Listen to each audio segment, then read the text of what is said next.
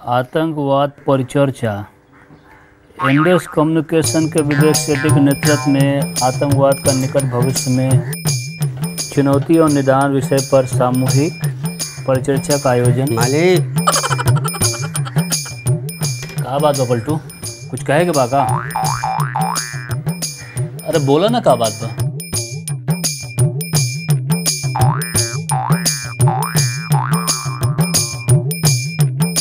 मालिक भैया जी 2 दिन से ठीक से खाना ना खा रहा बारन, चेहरो उदास बा। खाना ना खा रहल बाड़न? काहे? अब तो सब कुछ ठीक हो गइल बा। तनुजा भी 1 आध महीना में शादी करके घर में बहू बन के आ जाइए।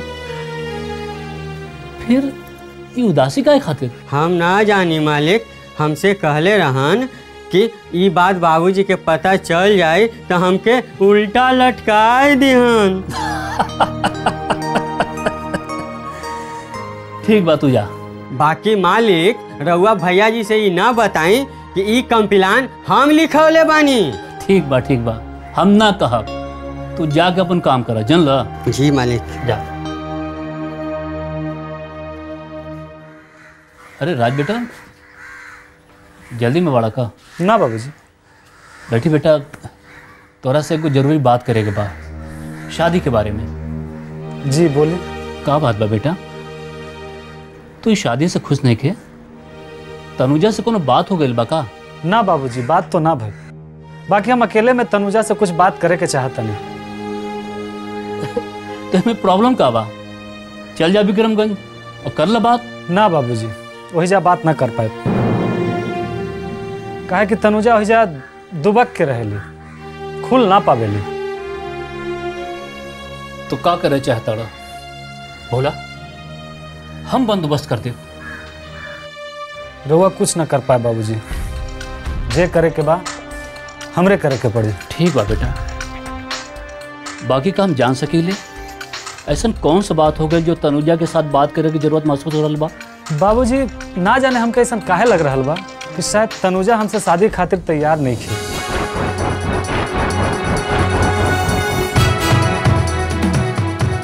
तो का कहता रहा बेटा? सुना है ना, देखा बेटा, खा बात बा बेटा, तो हमसे कुछ छुपा रहा बड़ा। हम खुदे अंधेरा में बानी बाबूजी, हम रउआ के का बताएं। तो फिर हम तो ये कहा बेटा, ये सब बात मन से हटा दा और शादी की तैयारी करा। हम सोच रहा बानी कि काल परसों से पुताई का काम भी शुरू करवा दी। ठीक बा ना? जैसा राउर मर्जी। अब हम जाते हैं।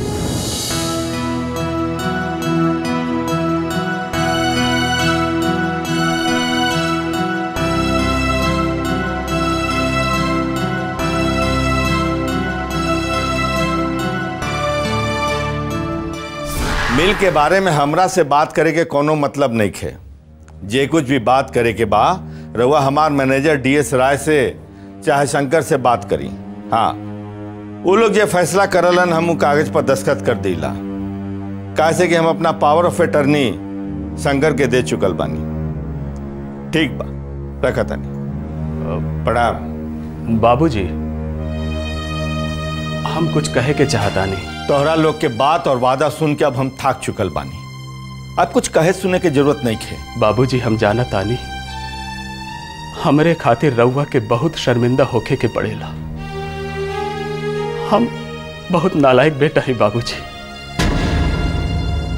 हम मान रहल बानी कि हमार बर्ताव से रउआ बहुत दुखी बानी। कारण कुछ होई, हमार तनिक अधिकार नहीं खे कि हम परिवार की इज्जत पर धब्बा लगाई। बाबूजी, रउआ हमरा के माफ कर दी। और कुछ कहे के बा? जी, हम चाहता नहीं परिवार लेके टीटागढ़ जाए। बाकी अब ओइजा जाए के जरूरत नहीं खे, कैसे कि हम टीटागढ़ के पेपर मिल बेच रहल बानी और तोहनी के हिस्सा भी अलग कर रहल बानी। रहे के बाद हो जा अपना परिवार के साथ जाके रहा। का सचमुच रहुआ हमने के अपना जिंदगी से अलग कर दिया? बाबूजी, का हम एक मौका भी ना पा सकेले?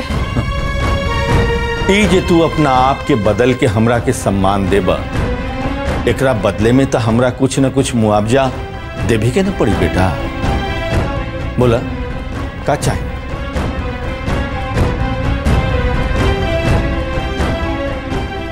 बोला बोला बेटा, शर्मा मत।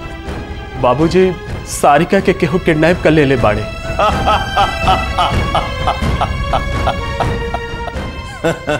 हम जानत रही तो मंगनी में नहीं खाए, जरूर कोई ना कोई स्वार्थ बा।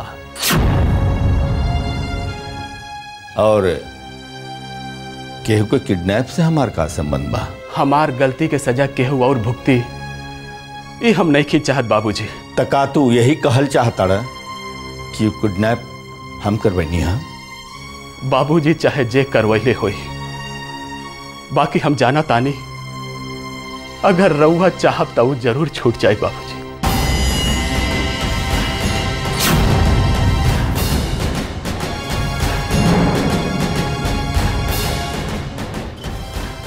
बाबूजी, हम रउआ के हाथ जोड़ा तानी, हमरा के माफ कर दी बाबूजी, हमरा के माफ कर दी। रंजीत, हमार धीरज के परीक्षा मत ला। जा जैसे जा।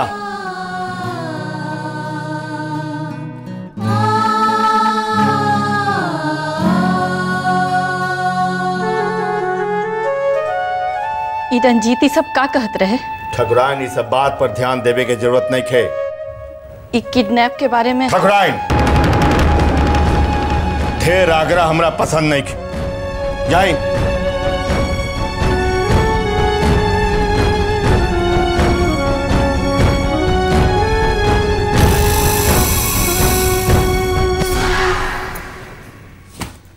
रमा, हम सोचता नहीं कि जरा विक्रमगंज जाके आ जाएं।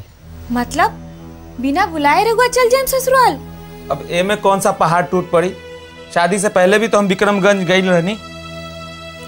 शादी से पहले के बाद और रहे, अब रघुआ जमाई है, ऐसे जावल ठीक ना लागी। का दकिया नुसी बात कर रहल बाड़ू? ये सब बात हम ना मानी ले। ऐसन का जरूरत पड़ गई है कि? दरअसल राउर बाबूजी जे जमीन हमरा के देले बाड़न नु, उ देखे खातिर जाए के बा। हमरा साथे कुछ इंजीनियर, 2-3 ओवरसियर लोग भी हुई हैं। उन लोग के मालूम बा कि विक्रमगंज हमार ससुराल बा हो, तो उ लोग भी उम्मीद लगैले हुई है ना कि हमरा साथे साथे उ लोग के भी खातिरदारी होई। और एक बात बताई, विक्रमगंज के ठाकुर साहब के न पहचानी ले। फिर भी हम तो रघुआ से यह कहब कि रघुआ विक्रमगंज मत जाई। एकर मतलब ई होला कि अगर रउआ जिंदगी भर विक्रमगंज जाए खातिर तैयार ना होखी तो हमार काम शुरू ना होई। हाँ, तो एक काम करी, तिलक में जे बाबूजी रुपया देले बाड़न, उहे रुपया से कोनो नया कारोबार शुरू कर दी। उ पैसा हम भैया के कारोबार खातिर दे चुकल बनी। अच्छा, तो पूरा परिवार की जिम्मेदारी हमरा बाबूजी के ही लेवे के पड़ी?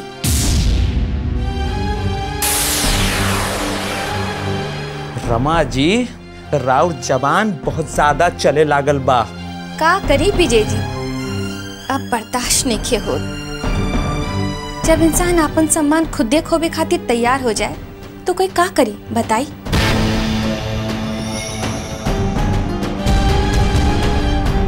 रउआ तनका सोची, जब रउआ खुदे चलकर ससुराल चल जाए तो राउर सम्मान के करी? हम ई कब्बो बर्दाश्त ना कर सका कि राउर केहू अपमान करे।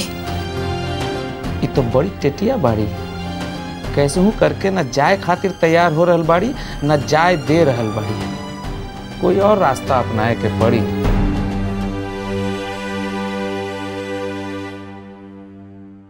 अरे देवर जी, सुबह सुबह बैठ गई नी, काम पे जाए के बाकी ना? राउर भैया रउआ खातिर इंतजार कर रहल बाड़न। शायद रउआ के कुछ रुपया लौटावे के बा। जे रुपया रउआ से उधार लेले बाड़न से उ जे तिलक के रुपया रहे से। अच्छा ठीक बा, जा रहल बानी।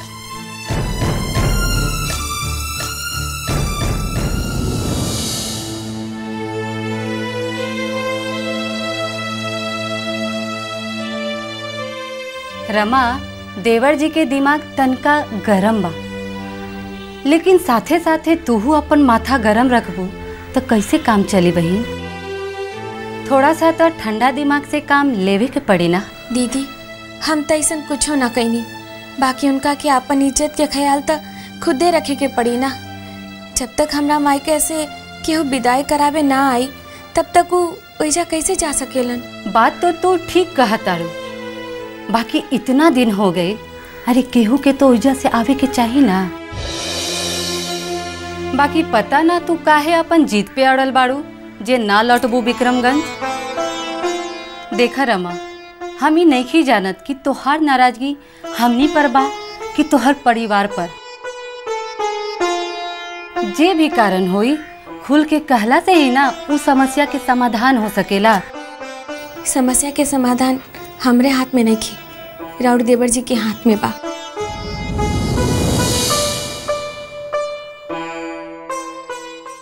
हंसी हंसी पनवा खिलौले भाई मनवा। महादेव काका, महादेव काका, सुनी जी, सुनी ना जी। कहीं महादेव काका राज बाबू एजा रहलन का? अच्छा भैया जी अब इनकरे साथ टाका फिरवले बारन, यही से ही उदासी बा। सोचत रहे हन कि ई कि ऊ, ई कि ऊ, ई कि ऊ, जी ई कि ऊ, जी दोनों जना दुई गो। हाँ, हमार मतलब महादेव काका राज बाबू एजा रहलन ना। जी जी जी एजे रहलन। आई आई बैठी बैठी।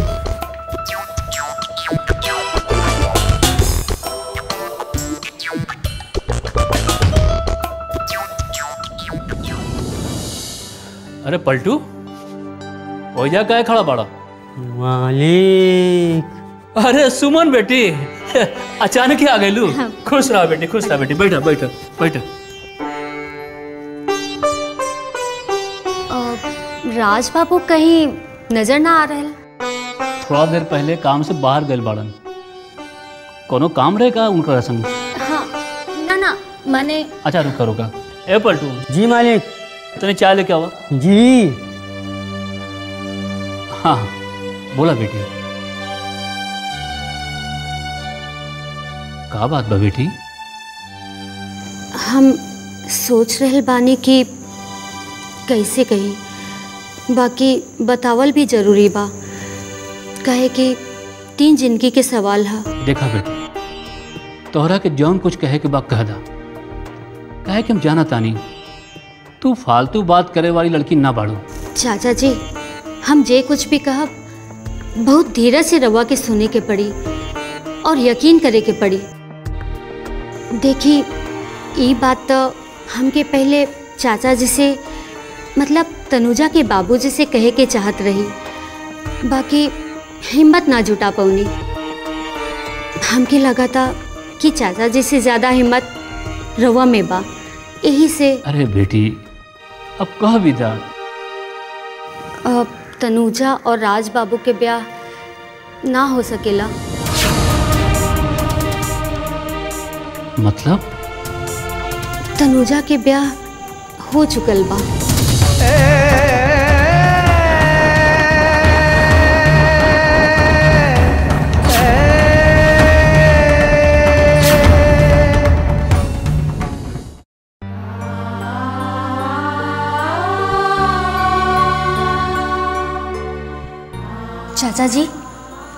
चाचा जी संभाली।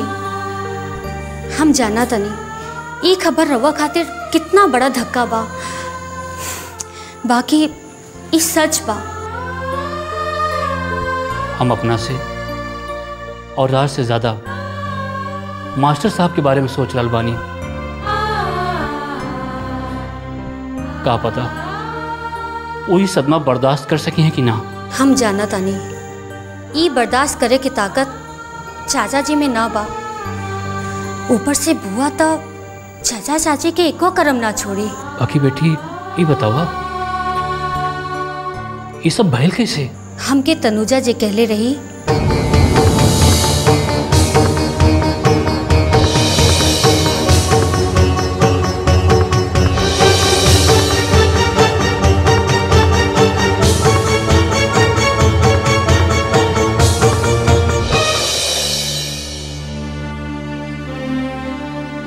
तो का तनुजा ये बचपना के साच मान के राज से अपन शादी कैंसिल करावे चाहती है? खाली यही ना चाचा जी, वो दोनों मंदिर में जाके भगवान के साक्षी मान के ब्याह कर ले बानी।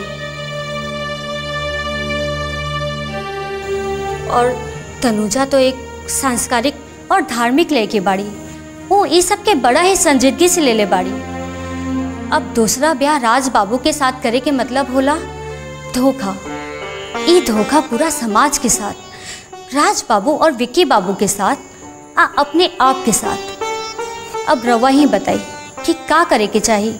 अब तो हमरा के एक बात बतावा, का ठाकुर परिवार ई ब्याह के स्वीकार कर ले बाड़न? बस यही तो एक परेशानी बा कि तनुजा के ब्याह के बारे में खाली ठाकुराइन के मालूम बा और केहू के ना। ठाकुराइन काहे न ठाकुर साहब से कह रहल बाड़ी, काहे न तनुजा के एक बहू के रूप में सम्मान दे रहल बाड़ी? शायद राज बाबू के कारण। ना सुमन्ना, ये बात नहीं है। काहे कि इस सब बात जमला के बाद भी ठाकुराइन राज से शादी के लिए जोर दे चुकल बानी। वो इहो कह चुकल बानी कि शादी के सारा खर्चा उदी हैं।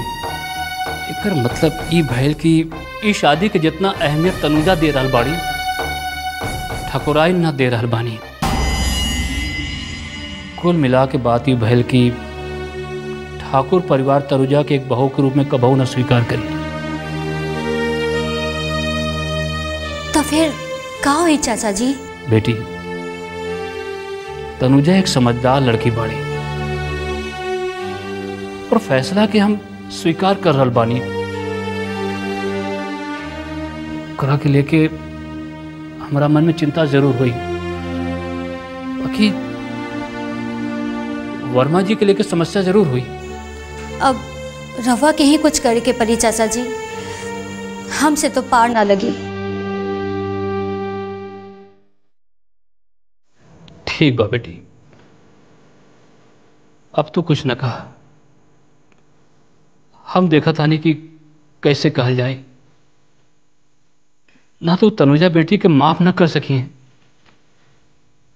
बाकी बेटी एक बात और। बोली ना चाचा जी।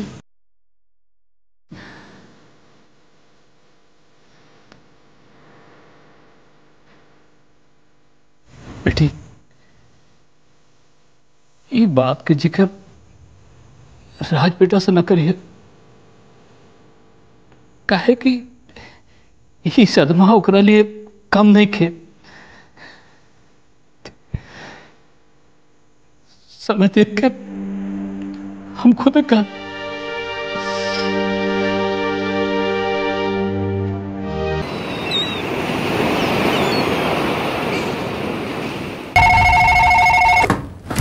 Hello, JP hospital. Hello hello Suman, हम तनुजा बोला तानी।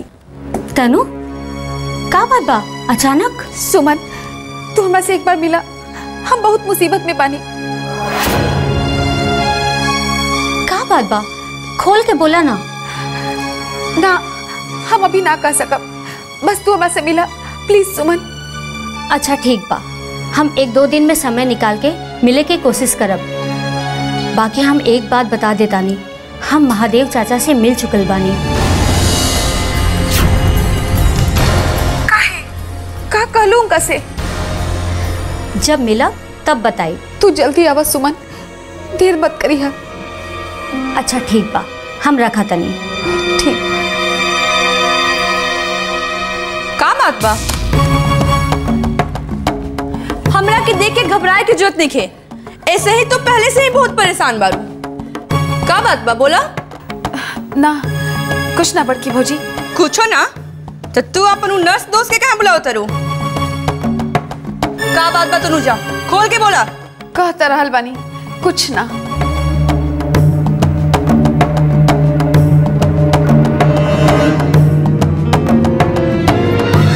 अरे बाप रे, ये का भइल? का भइल तनुजा? पता ना माँ जी, अपन दोस्त से बतियावत रहली, चकरा के गिर गईली। अरे बाप रे। तनुजा का भइल? कुछ ना माँ जी, ओ ऐसे ही चक्कर आ गल रहे। लागता सुबह से कुछ खैनी है ना यही से। अच्छा ठीक बा, अपन कमरा में जा, हम चंपा से कुछ खाए खातिर भेजवावत हनी।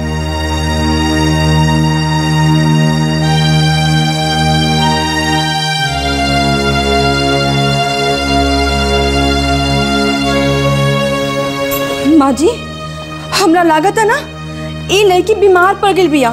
हाँ, अब एकरा के अपन घर भेज दी। अब देवर जी तो एकदम ठीक हो गए बनन ना, तो एकरा के अपन घर जाए दी माँ जी। हाँ ठीक बा, हम सोचब।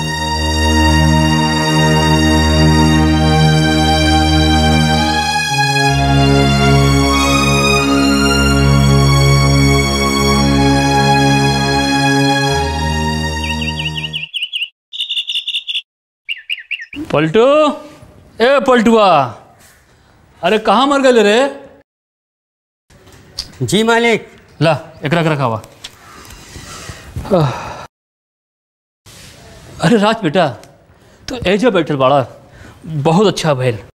बेटा तोरा से कुछ जरूरी बात करे के बा। जी बाबूजी बोलिए। बेटा तू आजकल बहुत परेशान दिख रहल बड़ा, का बात बा? हमके बतावा। कुछ हो ना बाबूजी। जैसे जब बाप के जूता बेटा के पैर में अट जाला ना, तो बेटा बेटा ना रहेला, दोस्त बन जाला। तो हमरा का अपन बाप ना दोस्त समझ के कह दा। बोला बेटा का बात बा? कुछ हो ना बाबूजी, दरअसल छुट्टी खत्म हो गई बा, आप धनबाद वापस लौटे के पड़ी। बस यह बात की कुछ और? अच्छा ही बतावा, तनुजा से भेंट भइल कि ना? एकर का जरूरत बा?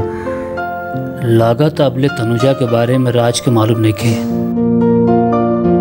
अब कुछ बतावल भी ठीक ना हुई, कोई और तरीका अपनावे के पड़ी हमरा के।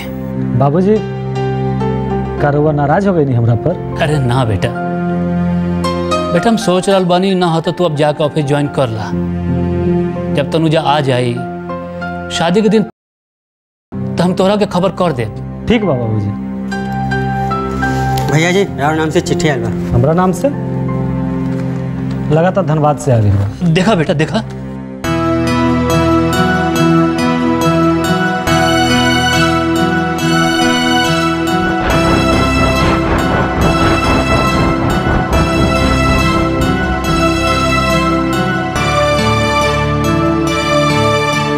का बात बा बेटा? कोनो चिंता के बात बा का? कुछ ना बाबूजी, हम अभी आवत नहीं।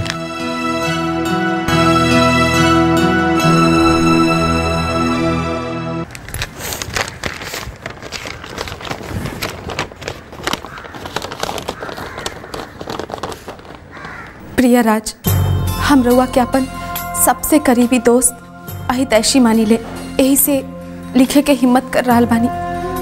हमार जिंदगी एक के रात में बदल गई बा राज। हम जाना तानी हमार ऊपर बाबूजी के, चाचा जी के और रउआ बड़ा भरोसा बा। बाकी हम सबके सब भरोसा तोड़ देले बानी, जेमे हमार कोनो गलती ना रहे। बाकी शायद रउआ हमार मजबूरी समझब, यही से चिट्ठी लिख रहा बानी। राज बाबू, एक बार जब कोनो कुआर लड़की के मांग में सेनुर पड़ जाला तो विधाता छोड़ केहू ना मिटा सकेला। वो दिन बाबूजी जब हमरा के सेनुर के मतलब समझा देलन, महत्व समझा देलन, तो हमू एकर अनादर करे के हिम्मत ना जुटा पौनी।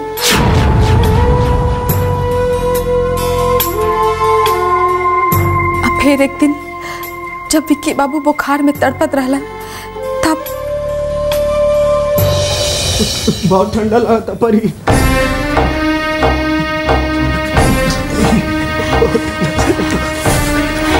हे भगवान परी बहुत ठंडा लगा। विक्की बाबू एक मिनट। हे भगवान अब हम का करी? बुखार तो बहुत बढ़ गई बा, बहुत रात हो गई बा। माई बाबू जी ना ना हम अभी आओ तनी। परी परी आओ ना परी आओ तनी। बहुत ठंडा लगा था परी। परी हाँ आ गई। परी आओ ना परी। परी बहुत ठंडा लगा था। विक्की बाबू छोड़िए छोड़िए। परी बहुत ठंडा लगा था। अच्छा ठीक।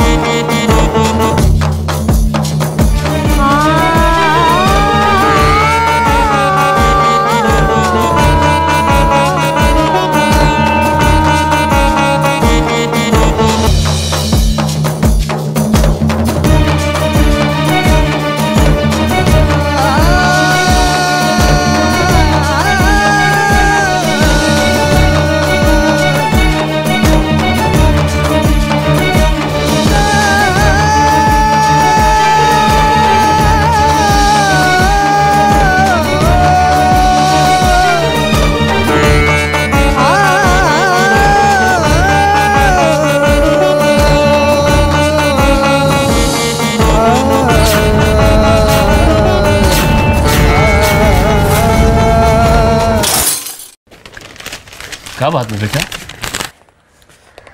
क्या बात बा बेटा? तो हर चेहरा एकदम उतर गई। कुछ बात हो गई बा? कहीं एकरा के तनुजा के बारे में पता तो ना चल गई बा? अगर बाबूजी के पता चल जाए तो बहुत दुख हुई। बाबूजी तनुजा से बहुत स्नेह करेलन। और बर्मा काका, ओह तनुजा तू ही का कैलू? देखा बेटा, जो कुछ भी मन में बा एकदम एकदम मन खोल के कह दे बेटा। बाबूजी हमके कल ही धनबाद जाके बा। कल ही? जी बहुत जरूरी बा। एक काम कर बेटा, ये सब बात जाकर मास्टर साहब के घर कह दा। मतलब का कह दे? माने कि तोरा के जरूरी काम से धनबाद जाए पड़ रहा बा ना। तो बेटा वो सब शादी की तारीख पक्की कर ली है। ये बात अगर रउआ कर लेते तो ज्यादा बेहतर हो। हम कैसे कह सकेला? अरे चिट्ठी तोहरे लागे आइल बा। ए बेटा तू ही जाके कह दो। ये चिट्ठी ना है, ये हमार मौत के परवाना। कहा भाई बेटा? ठीक बा बाबूजी, चल जाए।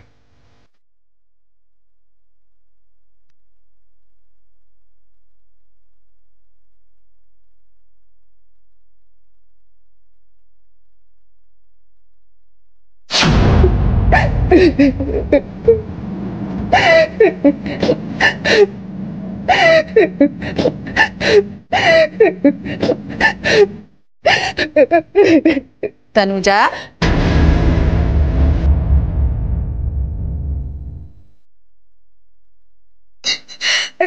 आंखें उठा के देखा हमरा तरफ।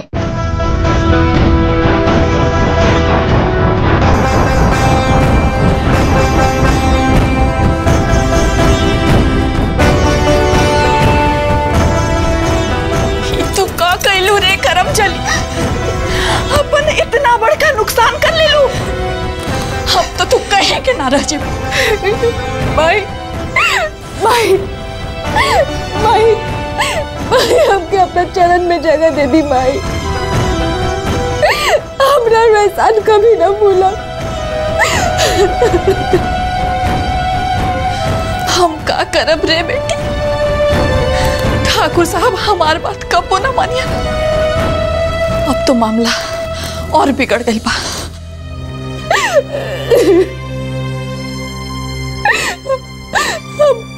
हम का करब माई? हम का करब रहुए बताए?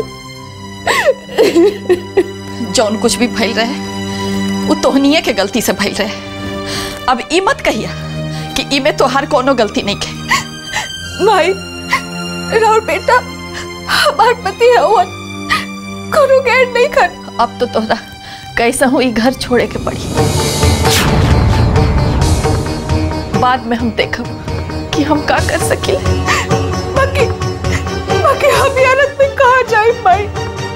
कहाँ जाए? ये तू सोचा, हम का जाने।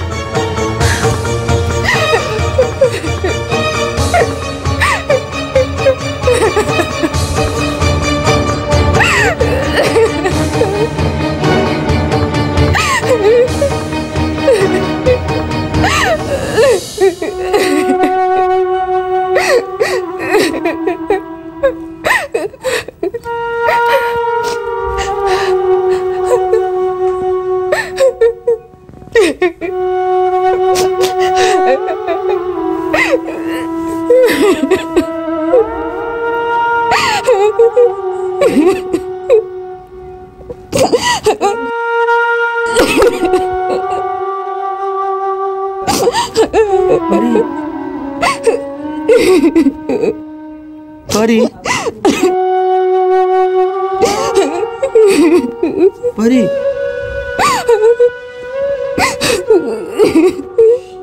का शेयर उठा था। अरे तो सब खरीद ला। प्रकाश सोचे के कोनो जरूरत नहीं के, सब खरीद ला। हाँ ओहो हाँ हेलो का? अरे एकदम बहुत बढ़िया बा, बहुत बढ़िया बा। शेयर बाजार में जितना भी शेयर उठ रहा बा बस सब खरीद ला। जितना पैसा लगे कोनो चिंता करे के जरूरत नहीं के, सब खरीद ला। हाँ ओहो ई हो फोनवा। हेलो के पटना से के राधेव सिंह, धान बहुत भइल बा। अरे तो टोटल खरीद ला सब धान होलसेल में। बाहर आई रहा देखिए तुरंत भाव बढ़ जाई। हाँ सारे खरीद ला। नमस्कार नंदलाल बाबू। नमस्कार नमस्कार। अरे अरे अरे मास्टर जी, आज रउआ के अचानक की गरीब कैसे याद आ गई? बैठी बैठी बैठी। ई रउआ का कहता नहीं। अरे रउआ घर स्वयं लक्ष्मी जी अपना भाई कुबेर के साथ वास करेली। रउआ गरीब कैसे हो गई नहीं? अरे रउआ तो गरीब के त्राण करता है। लागत है रउआ के हमार बहुत दरकार बा। खैर बोली रउआ के का चाहिए। बाकी एक बात जान ली मास्टर जी, हम कर्जा देवे के बंद कर चुकल बानी। काहे से जवन एक बार कर्जा लेवेला वो यहाँ के रास्ते भूल जाला। अब फिर का ओकरे खातिर हम आदमी रखी असूले खातिर, वो हमरा अच्छा ना लगे। हाँ फिर भी बोली रहुआ के का चाहिए? जी अपन बिटिया के ब्याह खातिर कुछ रुपया चाहिए। बिटिया? खोर बिटिया? मझली वाली? ना ना बड़ बेटी तनुजा।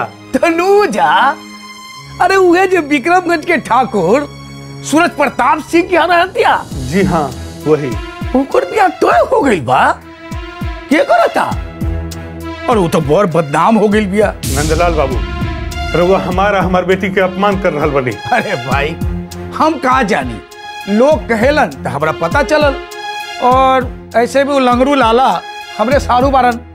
अब वह कहत कि रउआ अपने बेटी के बेच देनी। शुक्र मनाई कि हमरा हाथे बंदूक नहीं खेना तो गोली मार देती। केकर जबान रउआ बंद करम मास्टर जी।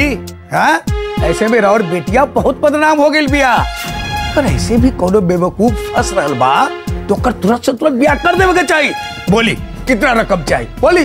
बेटी के गला में रस्सी डाले खातिर रुपया बा हमरा लगे, ऐसे कुछ ना चाहिए। धन्यवाद। गोली मार दे। घर में घरची ना, आप झोला में चुगरा लेके घूम रहा बन। गोली मार। अरे वाह हो मास्टर।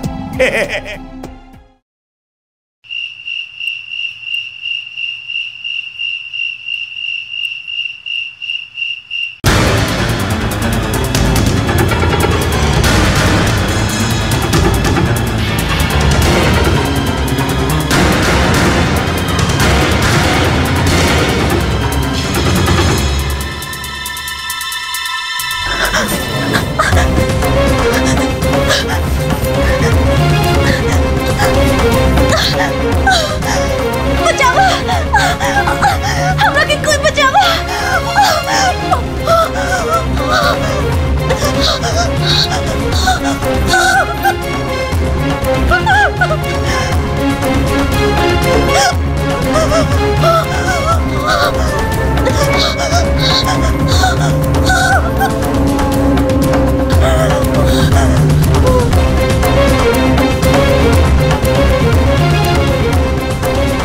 हम कितना दिन से यहाँ बानी तका रंजीत बाबू ही हमरे संगे हरकत कैलन, तबे ना हमके बचावे के कोनो कोशिश ना कैलन।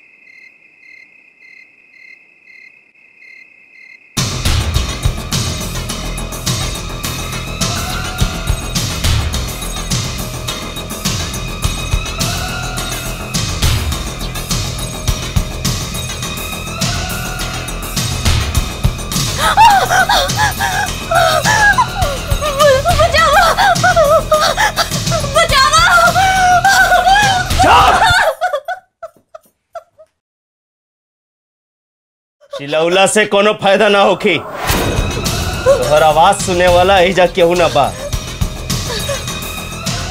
ये दीवार से तोहर आवाज टकरा के तोहरा पास वापस पहुंच जाए। रउआ के आई का चाहता नहीं? रउआ रंजीत सिंह के नाम सुन ले बानी? रंजीत सिंह? ना ना, हम कौन रंजीत सिंह के न जानी ले। कमाल बा, रउआ रंजीत सिंह के न जानी ले न पहचानी ले, फिर भी उरा और किडनैपिंग करवा दे। रंजीत बाबू काहे खातिर?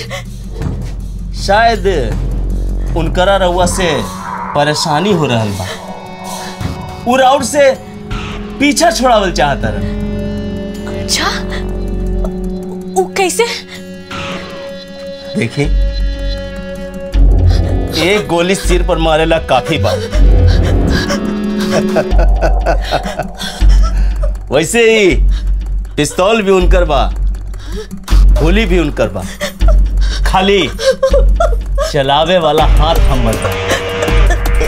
देखिए, रउआ हमरा के बकस दी। हमार तो रउआ से कोनो दुश्मनी नहीं है, फिर हमरा के काहे खातिर मारा तानी? देखिए, हम रउआ मारल ना चाहता नहीं, बाकी रउआ के पास एगो शर्त रख रहल बानी। इमे 15 लाख रुपया बा, रउआ एकरा ले सकी, बाकी रंजीत बाबू के जिंदगी से दूर जाए के पड़ी। अभी में मर्जी राउर बा, चाहे तो ये पैसा ले ली, अन्यथा आज के आज राउर जिंदगी खत्म। हम 5 मिनट के समय दे रहे हैं। ना ना, हमरा के 5 मिनट ना चाहिए। हम तभी कह देता नहीं। रंजीत बाबू जैसन मक्कार और धोखेबाज आदमी के संगे हमरा कोनो रिश्ता रखे के ना चाहता नहीं। एकर मतलब रहुआ ई रुपया के साथ रिश्ता रखल चाहता नहीं। बाबूजी, रहुआ हमरा के बुलौले बानी? ओजा सब जायदाद के कागजात रखल बा, देख ला।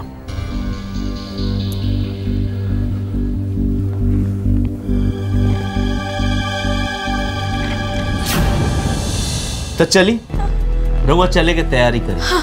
लेकिन रुकी, रहुआ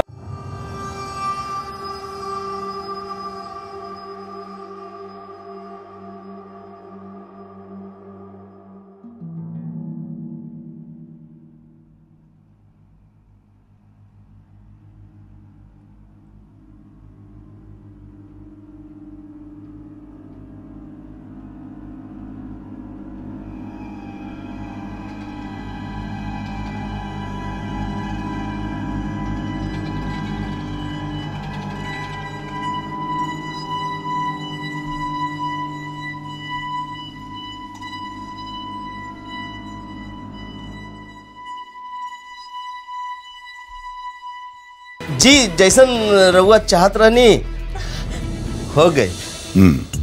जी रखा तानी। चली चले के तैयारी करी।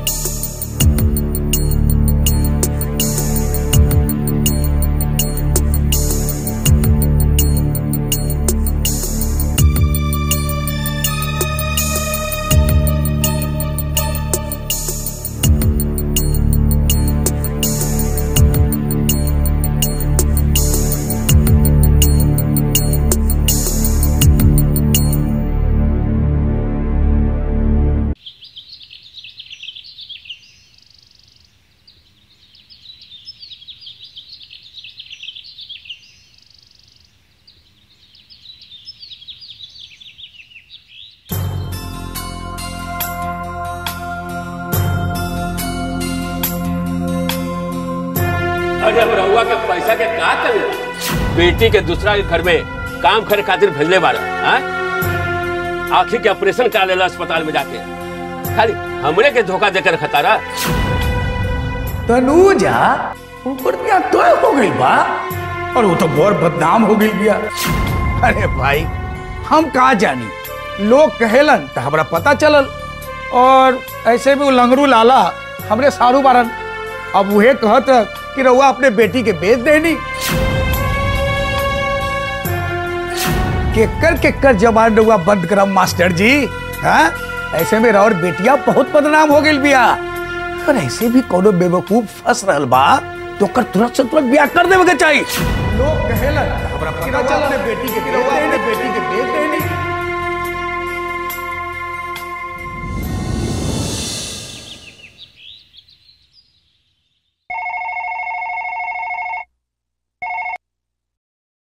हेलो, के बोला तानी? जी प्रणाम, हम वर्मा, मतलब कि तनुजा के बाबूजी बोला तानी।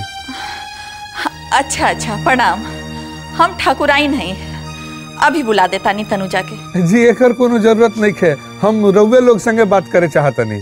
हमरा संगे? तो ठाकुर साहब हमन तो उनके से बात करा दी ना। मने ठाकुर साहब ई वक्त के ठाकुराइन? जी वो तनुजा के बाबूजी। लाई दी बाकी अगर लाई दी। हेलो जी प्रणाम ठाकुर साहब। प्रणाम प्रणाम, बोली का समाचार बा? जी समाचार तो सब ठीक बा, हमनी शादी के तैयारी में लागल बनी। शादी? केकर शादी? तनुजा के। ठाकुराइन ना बतौनी है का? ना माने शायद भुला गई हुई हन। बाकी रउआ के इजाजत के बिना तो हम कुछ न कर सकब। देखिए मास्टर साहब, बेटी राउर बियाह करके घर बसावल भी राउरे जिम्मेदारी बा। हमरा के खाली बता दी कि कितना रुपया चाहिए और कहाँ चाहिए, हम भिजवा देब। हमरा तरफ से कोनो बंदिश नहीं खे। ना हम रुपया खातिर फोन न करनी है, हम तो तनुजा के लेवे आवा चाहतनी। रउआ जब इजाजत देती तो हम आ जाती। देखिए मास्टर साहब, हम वादा कैले रही कि तनुजा के ब्याह में जितना खर्चा हुई हम करब, और वादा पर हम अटल बानी। बाकी बेटी और ब्याह जब मन करे ले जाए। बाकी विक्की बाबू? देखिए रउआ होकर चिंता मत करी, विक्की पहले से ठीक बाड़न, अब बाकी हमने संभाल ले। सुनी जी, हम रउआ से कुछ कहल चाहता नहीं। जी अब हम फोन रखता नहीं। प्रणाम। हाँ बोली। अब का बोली, फोन तो काट गई। अरे तका रउआ उनकरा से कुछ बतियावल चाहत रही। अब का फायदा, बाकी एक बात तनुजा के भेजे के पहले सोच लिहब। अरे तका रउआ चाहता क्यों लेके जिंदगी भर एजे रहे? तो ई में हराजी का बाजी? हाय देख पगला गइल बानी।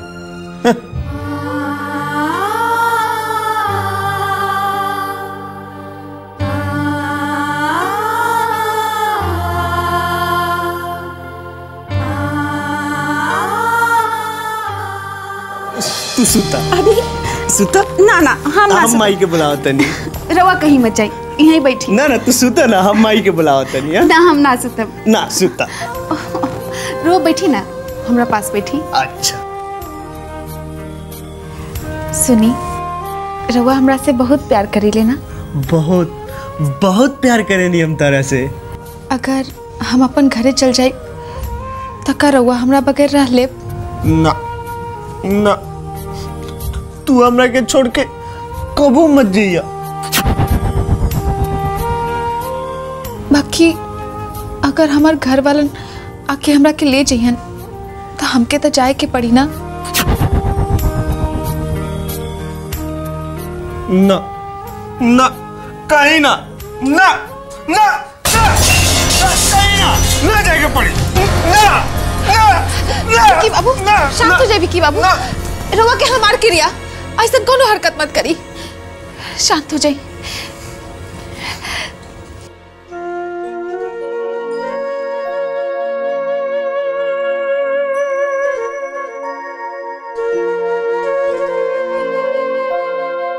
तोरा के हमार क्रिया जो तू हमरा के छोड़ के गइलो।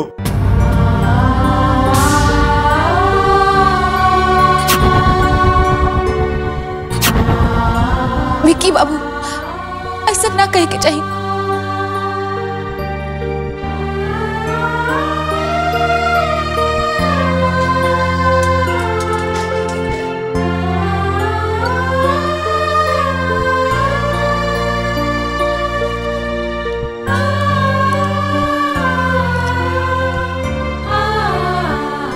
क्रिया क्रिया क्रिया, ऐसा मत कही। तू हमरा के छोड़ के ना नहीं ठीक ऊपर ही। ठीक बा, हम ना जाए। कभी भी ना।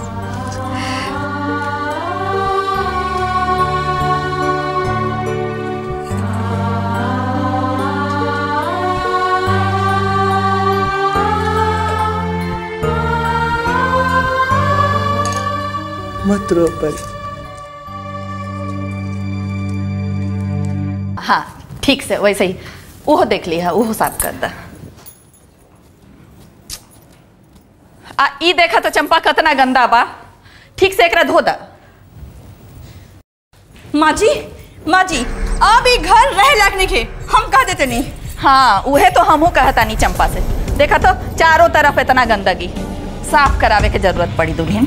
माँ जी हम कुछ और कहल चाहते नहीं। और का? ऊ तनुजिया ऊपर देवर जी के साथ का गुल खिलावतिया, अगर रवा देख ली थी ना तो शर्म से मर जाती। चंपा तू जा तो 2 कप चाय बना के लेते आवा। जी मलकिनी, जाता नहीं।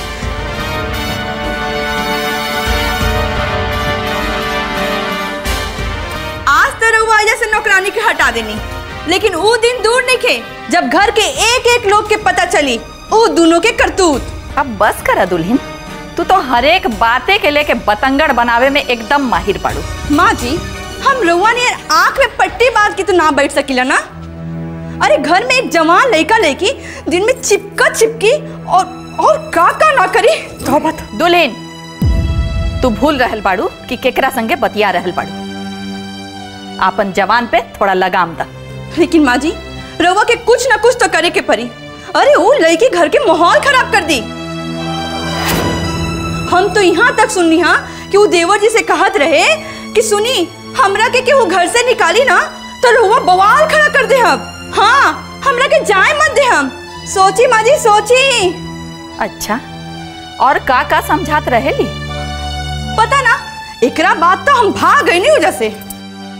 ठीक बा दुल्हन, अब तू अपन कमरा में जाके आराम करा और थोड़ा दिमाग के रेस्ट दा, बहुत थक गई हुई।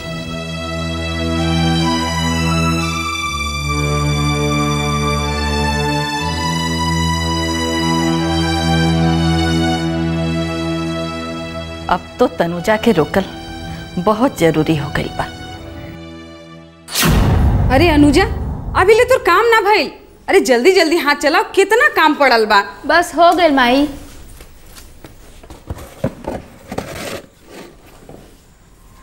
आ उधर रब छोड़, अभी जल्दी से सरिया ले। आ तो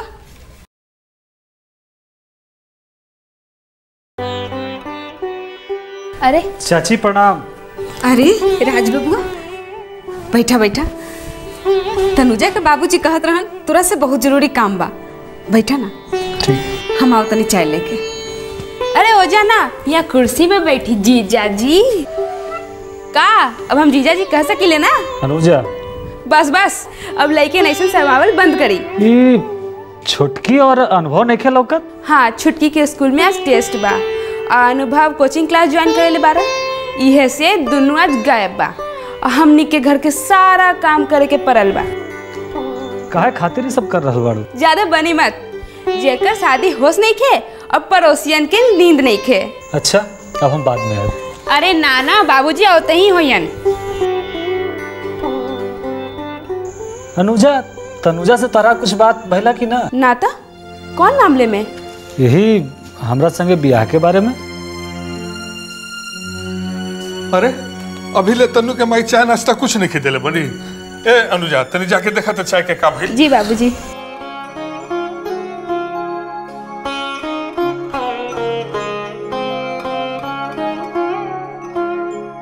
ए बेटा, देखा ना हम ब्याह में आवे वाला कुछ मेहमानन के लिस्ट बनेले बनी। अच्छा बेटा, बाराती में तहार कितना दोस्त रही, हम तनी बता देता था। जी चाचा जी।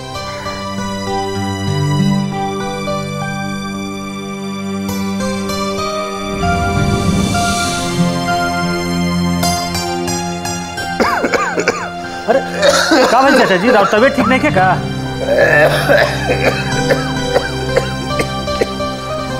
देखा ना बेटा, तनु के बियाह जब से ठीक हो गई ई तो अपने सेहत पर एकदम ध्यान देवल छोड़ देलन हा। अरे हमार का बा, एक बारी शादी हो जाए दा, ओकर बाद तो हमार सब चिंता दूर हो जाई। राज और तनुजा मिल के तो अपन दोनों बहन के पार लगाइए दी। का बेटा, हम ठीक कहा तनी नु? जी। आज पंडित जी के बुलोले बनी। यही महीना में लगन के दिन बा, देखी कौन दिन सूट करता। अरे चाय पिया ना बेटा। जी। का बात बा बेटा, तू कुछ डिस्टर्ब लाग रहल बड़ा?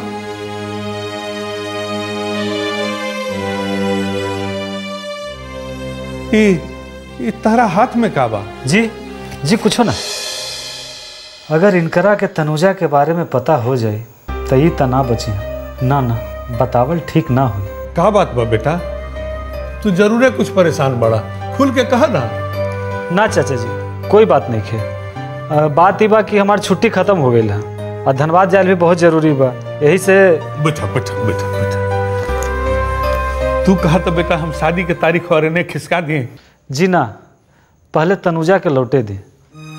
हम चाहता नहीं कि पहले उनका से रहुआ पूछ लें कि वो का चाहता रही। अरे वो का चाहिए, हमनी जे चाहे वही न होई।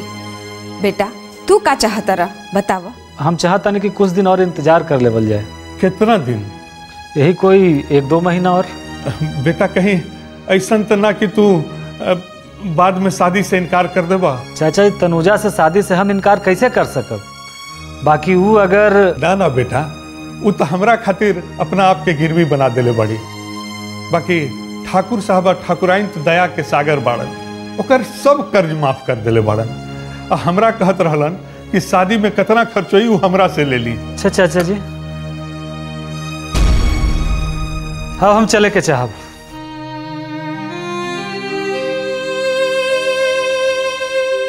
हम बाबूजी के भेज दें।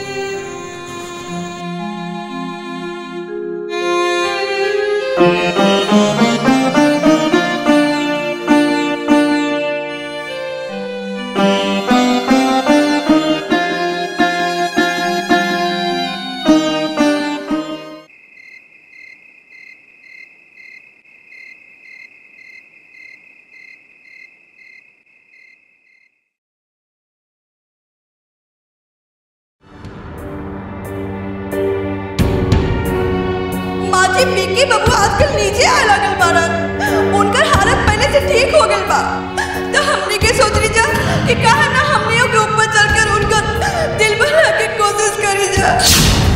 और जाना तनी माँ जी, ऐसा बेइज्जत करके भेजस कमरा में से जैसे वो घर के मालकिन और हमने के नौकर चाकर रह जा। कहे के तो ना चाहिए, लेकिन तनी सोची एक जवान लड़का के साथ दिन भर अकेले कमरा में रह जा दिया। ऊपर से ऐसा जादू टोना बिया कि देवर जी ना हमने के पहचाना तरन और ना कुछ हमने के बारे में सोचा तरन। मत रो परी मत रो। एकर मतलब बड़की या मछली दुल्हन ठीक है कहत रहे, वो सब तो सच हो गई। तू अपन जादू चला चला के हमार लल्ला के हमनी के खिलाफ भड़का रहल पड़। मंदिर जाए के मतलब ई होला कि ई घर के लोग बाबूजी के ख्याल ना रखेले, सिर्फ उहे सोच रहल बिया। ई तो राउरो अपमान माना माँ जी। हाँ आखिर का औकात बा ओकर घर में बताई के ही है हमनी के परिवार के का रिश्ता में ओकर बताई माँ जी। ई तनुजिया के नियत आजकल कुछ ठीक नहीं लागत हमरा। अभी हम बता देना का कहले तराउर पैर के नीचे से जमीन खिसक जाई।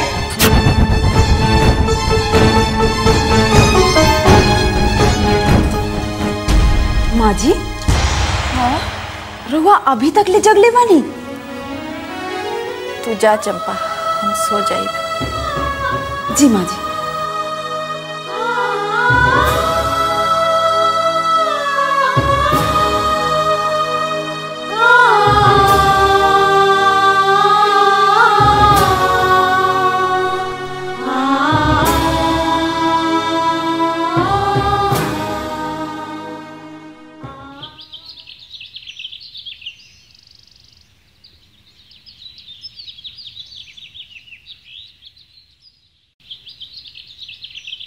रमा, ए रमा, अरे चल ना। अरे तुहार बाबूजी आइल बड़न। हमारे बाबूजी? हाँ चला चला जल्दी चला ना। हो जाए दीदी, हम आवा तक। ठीक बा।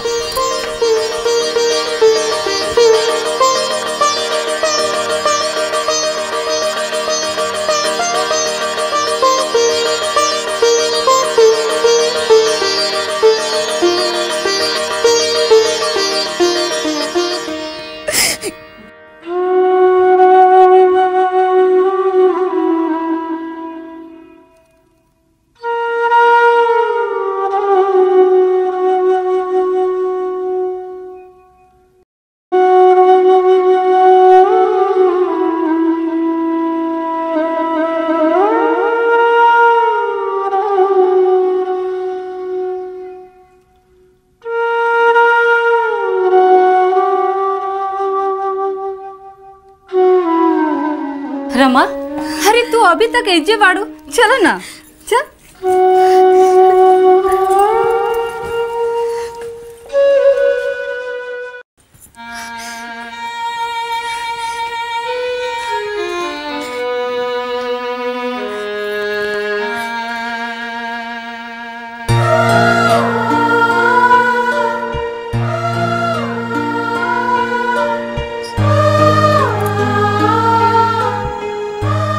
अरे का भइल बेटी, तोहरा आंख में आंसू? अरे बेटी, तोहार ससुराल में रह के फैसला से हम नाराज नहीं की। सच कहता तोहार ये फैसला तो हमार गर्व से माथा ऊंचा कर देगा। अब बेटी देखा, लड़की के मायके तब तक सुहाला जब तक ओकर ब्याह ना हो जाए। एक बार कन्यादान हो गिला के बाद अरे लड़की के तो ससुराल ही सब कुछ हो जाला, उस ससुराल के अमानत हो जाली। खाली रोवल धोवल चली कि अपना बाबूजी से हालो चाल पूछबू बहू? बाबूजी रुआ बैठी।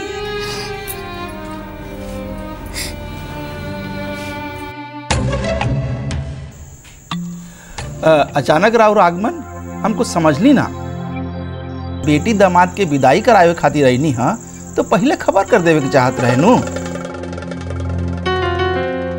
और इतना हड़बड़ी में हमनी की तो तैयारियों ना कर सकब। अब फिर रहुआ काहे तकलीफ कैनी? बेटा लोग में से केहू के भेज देती ना। ना, हम बेटी के विदाई करावे खातिर नहीं आयल रघुवीर बाबू।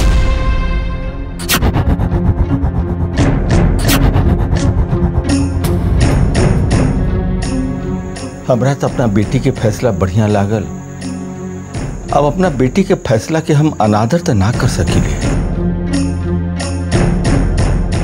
मतलब हम कुछ समझ ली नहीं। मतलब ये बाकी हम विजय बबुआ के अपना घर जमाई नहीं बनावल चाहत।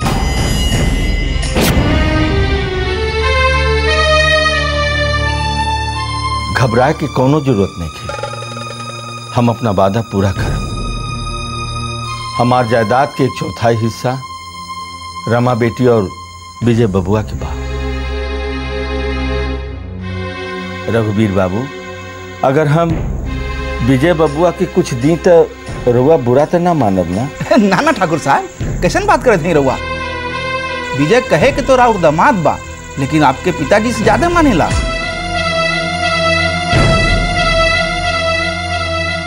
वो तो जब न तब बहुत से कह करके रउआ के फोन करावत रहले और हालचाल पूछे खातिर।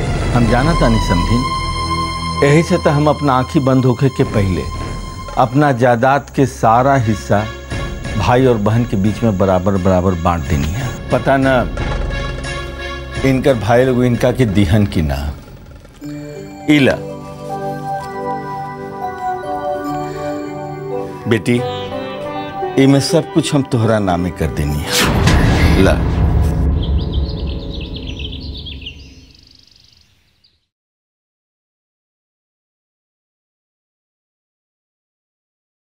लागत आ सब मीटिंग कैंसिल हो गई बा। यही से त आराम से सुतल बानी। का बात बा, जवाब ना देम का जवाब दे? कब्बो ता एको बात तू ढंग से ना कहलो। ढंग से बात करे खाती ढंग के आदमी भी तो चाहिए। अच्छा, ता ढूंढ ला ढंग के आदमी और हमके हमरे हाल पे छोड़ दा। अरे बाप रे, लागता सचमुच के मूड खराब बा। का बात बा, चिड़ैया फूर हो गई का कोई और पेड़ देख के? अब चुप भी हो जा। तू ऐसन काहे कहलो? कैसन? ओ जे चिड़िया फुर हो गईली। लागत चिड़ैया सचमुच फुर हो गई। अब बात मत घुमावा, जवाब दा। हम का जानी, हम का जवाब दी? हाँ, बाकी इतना तो समझ में आवता कि हमार तीर एकदम सही निशाने पे लागल बा।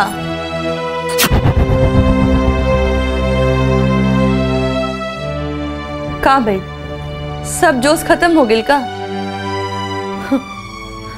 हम जानत नहीं कि हमरा में बहुत दोस्त बा।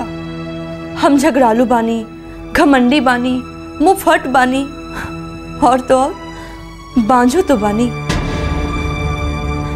लेकिन का कब रोवा सोचनी है कि आखिर हम ऐसन काहे बानी? देखा सुमित्रा, इस सब जाने बूझे से पहले ही तू हमार जिंदगी नरक बना दे। हम कब सोचा? हम बचपने से शांति पसंद, अकेले अपना आप में रहे वाला इंसान है। यही से हम तारा से दूर भागिले। बाकी तो कब्बो हमके समझे के कोशिश न कैलो। रउआ भी तो कभी हमरा समझे की कोशिश ना कईनी है। जबले तहार आंखी से घमंड के चश्मा न उतर जाए, तू ना कुछ देख पैबू ना समझ पैबू। हे जी, हम कोशिश करम रउआ मन मुताबिक बने करते। अच्छा ता जा आ एक कप कड़क चाय ले आवा। और हाँ, चाय अपने हाथे से बनैया। जी, हम अभी अपने हाथ से चाय बना के लाते। अच्छा, जल्दी से ले।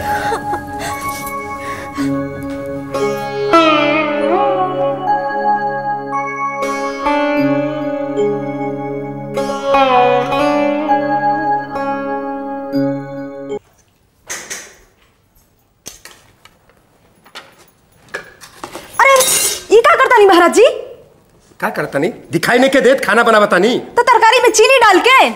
अरे ये हमके का हो गई? हमके लगातार रहुआ जरूर कोनो सोच में बानी। का बात बा महाराज जी? चंपा, तारा मालूम बा कि मलिकार अपना जायदाद के बंटवारा कर रहा बार। तो इनमें सोचे वाली कौन बात बा? अगर बंटवारा न करिहन तब भाई भाई में झगड़ा झंझट हो सकेला ना। तो हमें इतना जल्दी करे के का जरूरत बा? हम तो सुनले बानी कि सबके अपन अलग अलग मकान में भेज दिया जाए। हाँ तो हमने का करब महाराज जी? का हमने के भी बांट ली है लोग? ना ना, हम ते मलिकार के छोड़ के ना जाए। तका हम जाए?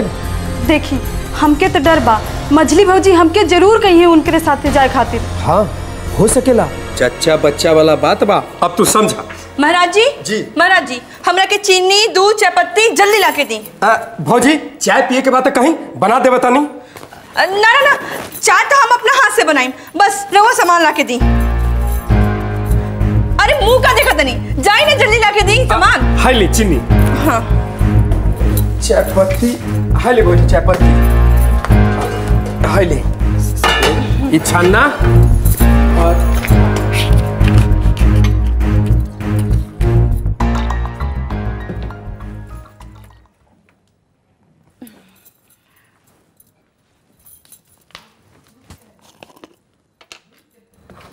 दूध बात।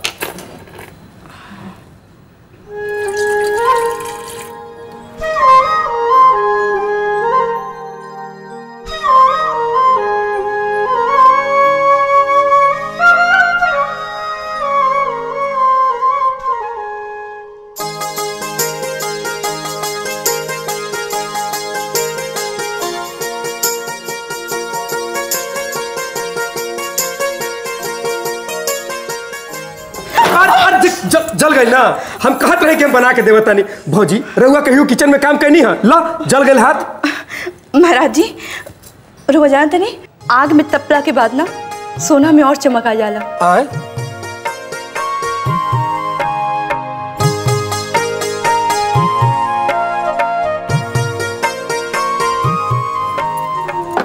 हाँ ला द चंपा ली छानी भौजी छानी, ले ले ले ले ले हाँ डाली और ऊपर करके और तनी ऊपर। हाँ धीरे धीरे धीरे धीरे धीरे भौजी धीरे। ठीक बा डाली डाली। हाँ बस बस बस बस, बस। हो गए रख दे। हाय ले ठीक से। महाराज जी आज खाना में ना रवा आलू मटर की सब्जी बनाई। ना ना रवा मसाला तैयार करके रखी, हम सब्जी खुद अपना हाथ से बनाई। उनका क्या आलू मटर बहुत पसंद बना।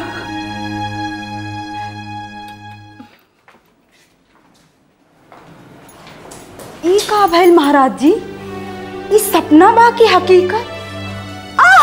हकीकत बा हकीकत। अरे ये तो कमाल हो गई। अगर यह कमाल कुछ दिन पहले हो गई होई तो आज ही चूल्हा चौका अलग करवावे की जरूरत ना पड़ी। तू ठीक कहता रू चंपा।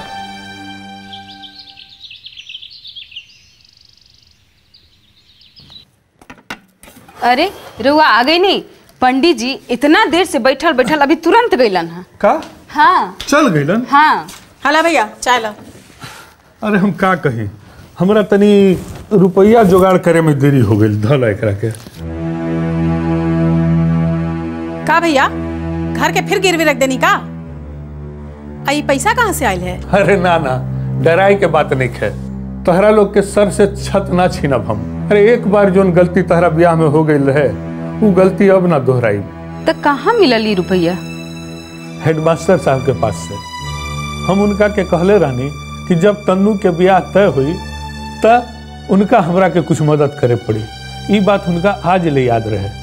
आज जब सुनलन कि हम तनुजा के ब्याह खातिर रुपया के जुगाड़ में लागल बनी तो वो खुदे हमरा खबर भेजवा के कहलन कि हम तनुजा के ब्याह खातिर कुछ रुपया धैले बनी, आके ले जाएंगे। आज के दिन में ऐसा लोग बाड़े दुनिया में? अरे हरिनंदन बाबू बचपने से देखले बड़न तनुजा। मन में तनुजा खातिर बहुत स्नेह बा। आ हम कह देले बनी उनका के कि ताउम्र राउरी उपकार हम याद रखब। अब वेतन से थोड़ा थोड़ा करके चुका देब। अब बाकी ठाकुर साहब तो वादा केले रहने ना तनुजा के ब्याह करावे खातिर, तो कहाँ बाड़े अब ठाकुर साहब? आ काहे नहीं खर्चा देत बाड़े? अरे ठाकुर साहब तो वो दिन भी फोन पर कहले रहलन कि कब रुपया चाहिए बता देब, हम भेजवा देब। तब बता काहे नहीं देली भैया? ई का कहत? अरे हम ठाकुर साहब के पास पहले ही से कर्जदार बनी, अब और न ले सकीले। अता मुफ्त में थोड़े ना दे रहल बानी। हमनी के बेटी उनके पागल बेटा खातिर जी तोड़ मेहनत करतिया, आ ओकरे बदले ये 2-4 लाख रुपया कौनो बात नहीं खे। हमनी लोग से जितना बन पड़ी उतने कल जाई। ली हाई हमर दराज में रख दी। ए जी महादेव भैया से जाके एक बार मिली ना, हफ्ता दिन हो गई अभी तक ना आइलन। अरे वो तैयारी में बाड़न, हमरा से ज्यादा खुशी तो उनकरे बा। हमार तन्नू के बहू बना के जे अपन घर ले जइहन, अब तो हमार तन्नू उनकर घर के शोभा बढ़ाई। बाकी राज बाबू के उ दिन बात सुनला के बाद हमरा उम्मीद रहे कि महादेव भैया आई हन, लेकिन का भइल? अच्छा उतना सोचे के जरूरत नहीं है, हम चल जाए। अब सुना, बड़ी जोर भूख लागल बा, कुछ खाए के दो। हाँ अभी लाओ।